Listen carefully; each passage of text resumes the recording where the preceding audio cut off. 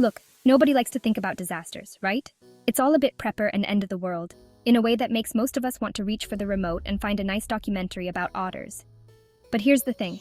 When a hurricane wipes out the power grid, or a pandemic brings life as we know it to a screeching halt, it's a little late to start thinking about civil liberties. Because in times of crisis, those liberties, those fundamental rights, they can be the first casualties. Suddenly, you've got curfews, restrictions on movement, maybe even surveillance measures that make you wonder if the founding fathers are spinning in their graves. And while some of these measures might be necessary, even temporary, who's to say they won't be abused? Who's watching the watchers, as they say, or at least scrolling through their browser history with a suspicious eye? That's where a Civil Liberties Enforcement Committee, or CLEC, comes in. Imagine a group of dedicated, slightly paranoid individuals whose sole purpose is to make sure that even in the midst of chaos, your rights aren't trampled on. They're like the neighborhood watch. But instead of looking out for suspicious vans, they're looking out for suspicious legislation. And trust me, we've seen what happens when we don't have a plan. Remember Hurricane Katrina? Remember the Patriot Act? These were moments when panic and fear led to some, shall we say, questionable decisions. Decisions that, in retrospect, look a lot like someone traded our civil liberties for a slightly used security blanket. So, let's learn from our mistakes, shall we? Let's build that CLEC, dust off the Constitution, and maybe invest in a good flashlight. You know, just in case.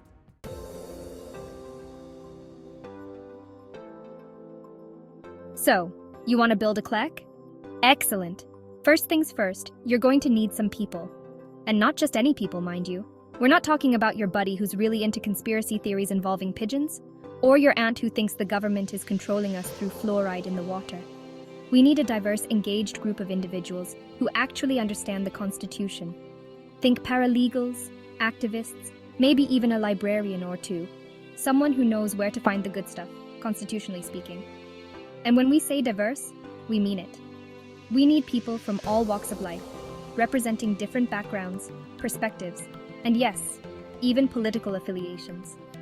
Because let's face it, civil liberties aren't a partisan issue, despite what some screaming pundits on cable news might tell you. This isn't about left versus right. This is about right versus wrong. And the only way to ensure that everyone's rights are protected is to have everyone at the table. Because the thing about civil liberties is, they're kind of like pants. They only really work if they fit everyone. So, gather your people, make sure they're not wearing tinfoil hats. Unless it's Tuesday, we don't judge. And let's get this CLEC on the road.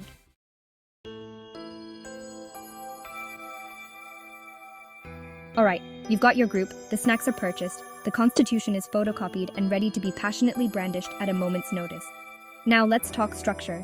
Because even a group of well-intentioned individuals needs some kind of organization, otherwise it's just chaos. And while a little chaos can be fun, it's not exactly conducive to protecting civil liberties.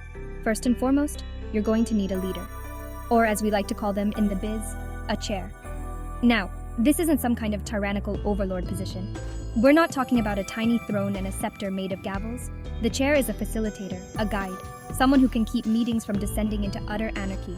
They're the ones who make sure everyone has a chance to speak, that Robert's rules of order are followed, mostly, and that the coffee stays hot. But even the most capable chair can't do it alone. They need a trusty sidekick, a Watson to their Sherlock, a Chewbacca to their Han Solo. And that's where the vice chair comes in. This is the Robin to the chair's Batman, the peanut butter to their jelly. They're there to offer support, to pick up the slack when the chair is on vacation, and most importantly, to make sure the chair doesn't accidentally give themselves too much power. Because let's be honest, absolute power corrupts absolutely, and nobody wants to see what happens when someone gets a little too comfortable with a gavel.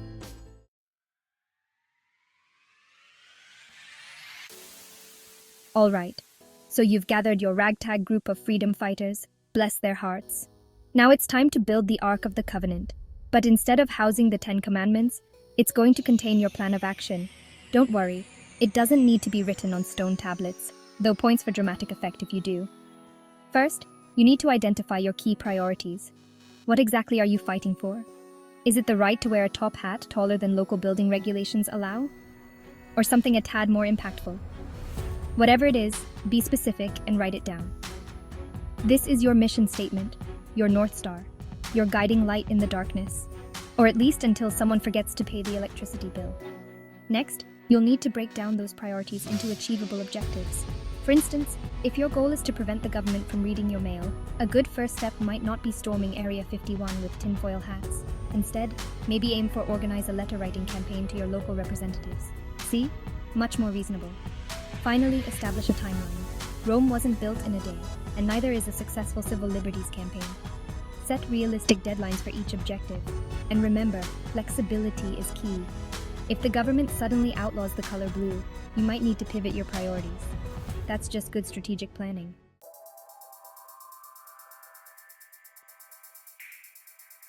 Congratulations!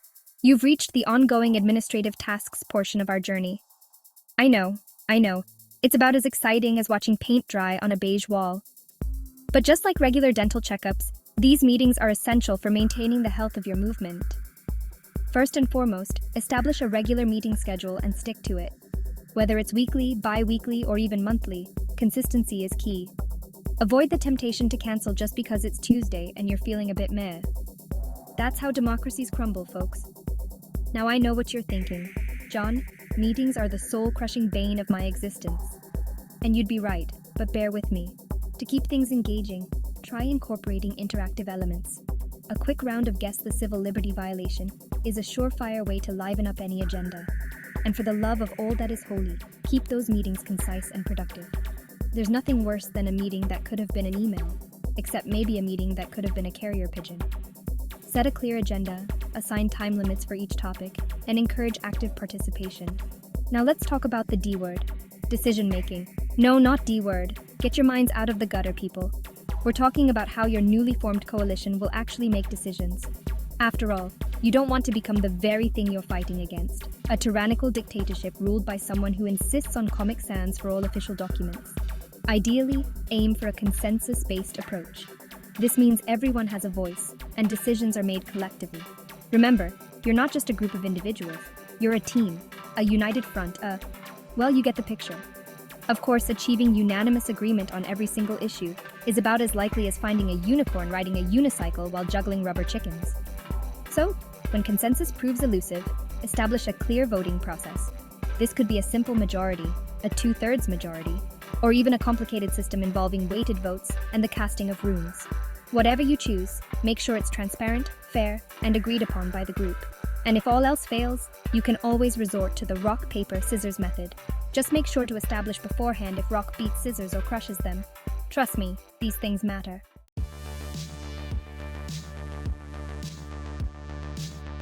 Alright, so you've got your crack team of civil liberties enthusiasts assembled, bylaws drafted that would make even the founding fathers proud, and probably a little uncomfortable, let's be honest. Now, how do you actually tell people you exist besides, renting a plane to write it in the sky? First off, local. Think community centers, libraries, even that coffee shop where everyone pretends to work but is really just judging people's laptop stickers. Next up, we exploit the very thing that's probably killing actual human interaction: social media. I'm talking Facebook groups, Twitter threads that don't make you want to die inside, maybe even one of those TikTok dances. Though I'd sooner eat a whole plate of soggy lettuce than explain how those work. The point is, meet people where they are, even if where they are is arguing with a sentient Roomba in the comments section. But remember, clarity is key. You're not just out there yelling about jackbooted thugs, tempting as that may be. Clearly articulate your mission, your goals, and why Aunt Linda sharing conspiracy theories on Facebook is actually detrimental to the cause. Now, you might be thinking, John, this all sounds like hard work. And guess what? It is. Protecting civil liberties isn't some passive activity you do while binge-watching reality TV. Though God knows I've tried. It requires active engagement, the kind that makes you want to tear your hair out and scream into the void sometimes. But here's the thing. The more people you reach, the more you normalize the conversation around civil liberties, the less alone you are in this whole endeavor. And that, my friend, is a beautiful thing.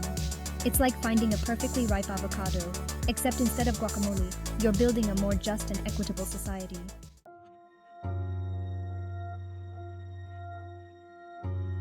So, you've been diligently spreading the good word, building bridges with other organizations like a tireless civil liberties beaver, but how do you know if any of it is actually working?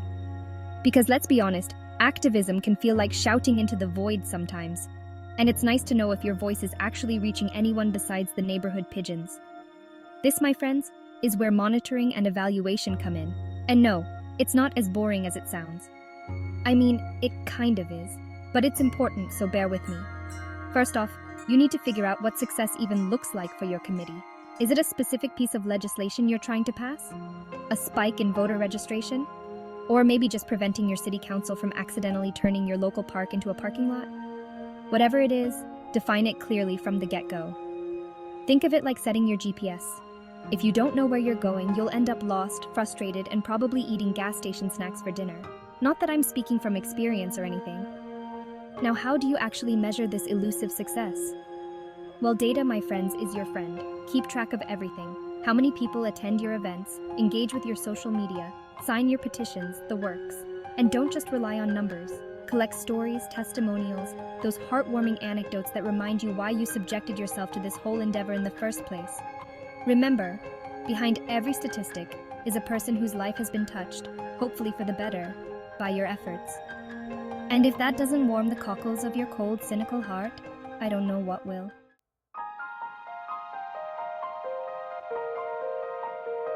Well, folks, we've reached the end of our heartwarming journey through the exciting world of civil liberties committees.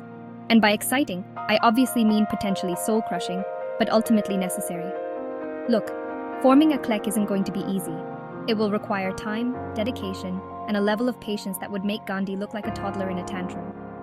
But it is, without a doubt, one of the most important things you can do to protect the freedoms we often take for granted. Remember, change doesn't happen overnight. It's a slow, often messy process, kind of like making sourdough bread. But instead of delicious, crusty loaves, you're baking up a more just and equitable society. And trust me, the end result is far more satisfying than any artisanal bread you'll ever eat. So, get out there, find your people, and start organizing. Because the future of our democracy might just depend on it. And if that's not a motivating thought, I don't know what is. Remember, the Civil Liberties Enforcement Committee is connected to the veteran-based Civil Liberties Enforcement Patrol, which directly assists the committee under the constitutional jurisdiction of For These United States of America, Inc., a non-profit body politic corporation whose state purpose and character of affairs is constitutional law, jurisdiction, and enforcement. So see, you are not alone in this. The cost and activities of the Civil Liberties Enforcement Committees and their membership are covered by the initial bounty offerings of the Civil Liberties Enforcement Utility Token on the E Pluribus Unum Exchange and Trust Network Decentralized Distributed Exchange. For more information on forming your own CLEC, visit or contact us at info@fortusoa.com. And remember, in the words of the great Ruth Bader Ginsburg, fight for the things that you care about, but do it in a way that will lead others to join you.